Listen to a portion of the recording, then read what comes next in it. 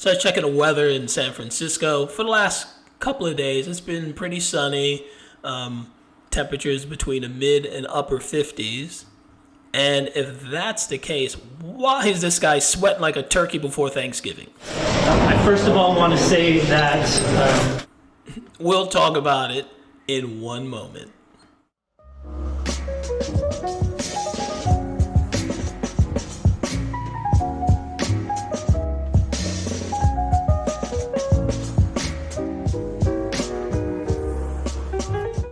Hello, this is Keith. Welcome to the Ghetto Sapien channel, your home of inner city intelligence. And that was Adam Lipson. He's an attorney for David DePaolo,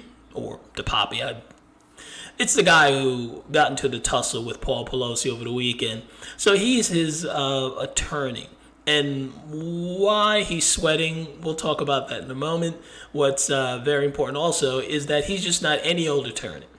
He's not from one of the top prestigious law firms in the San Francisco area who you think would just flock to a high-profile case like this because it brings a lot of attention and potentially a lot more clients to your firm if you were to take on a case like this.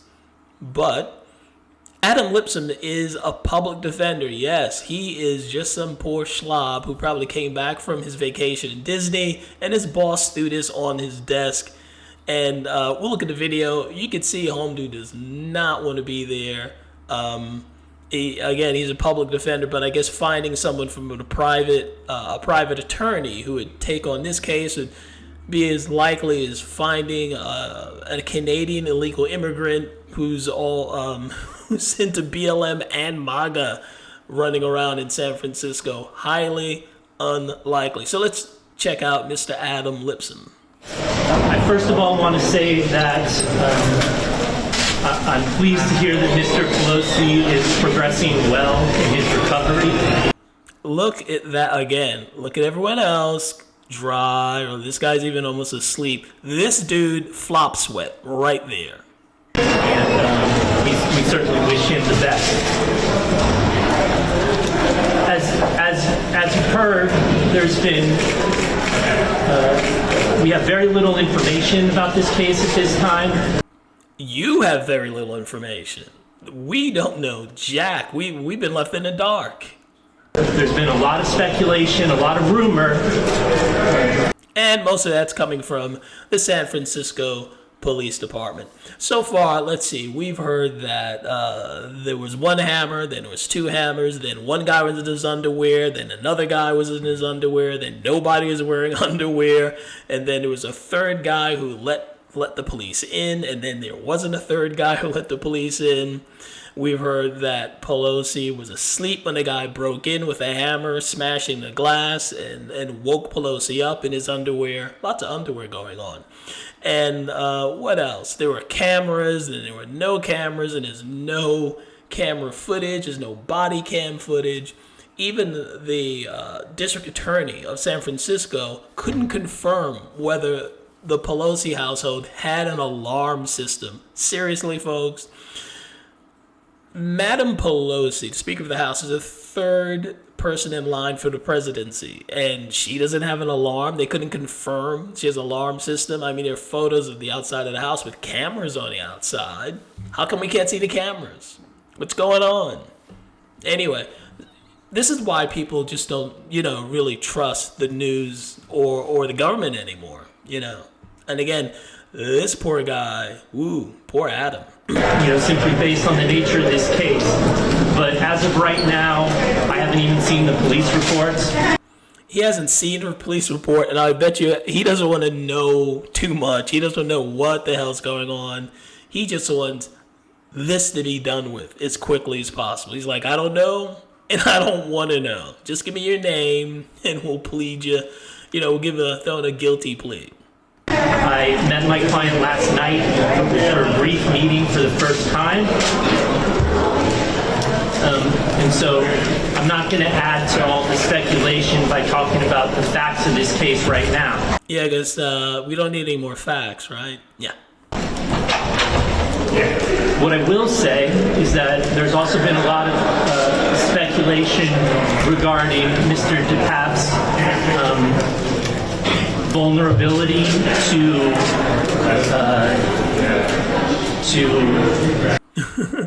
like I said, vulnerability and emotion to his throat. Like, there's a lot of speculation that my client is vulnerable to bed sheets being wrapped around his neck and him being hung from the rafters in his jail cell.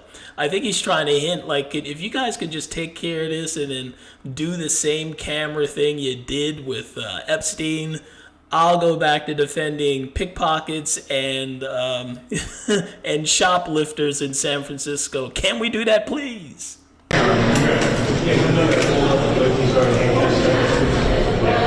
Misinformation, and that's certainly something that we're going to look into, that we're going to delve into as his defense team. But again, it would be premature to talk about that at this time. Man, that guy's defense is going to last for about a half an hour, and this case is going to be closed. You're never going to hear from him again. You might not even ever hear from Mr. David DePaolo himself, because who knows what he's going to say. He might actually say the truth. Oops. Our federal government and the media are getting frustrated because they have finally, I think, come up with some sort of story for what happened to Paul Pelosi, and they want us to believe it, but it's too late. We've seen too much evidence that our large institutions will tamper with evidence, like the FISA cases. We already had, I forgot the name of the attorney who pled guilty an FBI attorney who pled guilty for tampering with an email in the Carter Page case. So we got that. Recent evidence came out from The Intercept, which is actually a left-wing publication, showing that the FBI and the CIA and specifically the Biden administration actively is controlling what's seen on social media. Basically, they're stepping all over your First Amendment rights. So no one believes the media or the government anymore. And I think they're starting to lose their patience. What more is there to wait for? What more do you need to see? We've been patient, but our patience is wearing thin. And your refusal has cost all of us. So please do the right thing. That's what the government thinks of you when you don't obey. All right, that was with the COVID vaccines that we're trying to force on us, but it's the same thing here. We're not believing them anymore, and they're starting to lose their patience. They're getting upset. They're telling you that there is no inflation's not a big deal. Crime is just a figment of your imagination, and you're not believing it? How dare you? So they really don't like it. What they want is us to go back to just accepting the lie. So we know they're lying. They know they're lying to us. And what they want is just for you to shut up and take the blue pill. Do we have a deal, Mr. Reagan? You know, I know this steak doesn't exist. I know that when I put it in my mouth, the Matrix is telling my brain that it is juicy and delicious. After 9 years, you know what I realize?